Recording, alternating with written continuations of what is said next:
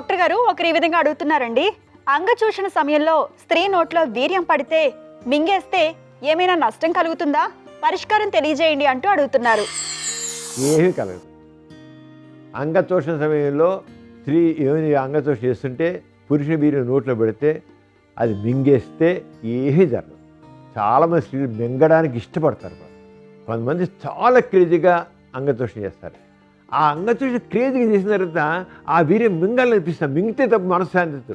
ఈ సెక్స్ విషయంలో అంటే అన్నీ కూడా తెలియదు. ఒక అమ్మాయిని ముద్దు పెట్టుకోవాలనిపించుకోండి, ఆ ముద్దు పెడితే కొట్టుకుంటే తప్ప మనశ్శాంతి. మింగితే ఏమవుతుంది? వీర్యం మన శరీరంలో ఇదే కదా, ఏమవుతుంది? నథింగ్ లేకపోయింది. ప్రమాదకరమైనటువంటి కెమికల్స్ అంటే ఉంటే అనుకోవచ్చు. ప్రమాద కెమికల్స్ ఏమి వీర్యంలో ఉండవు, నథింగ్. కేవలం మామూలు ద్రవాలు.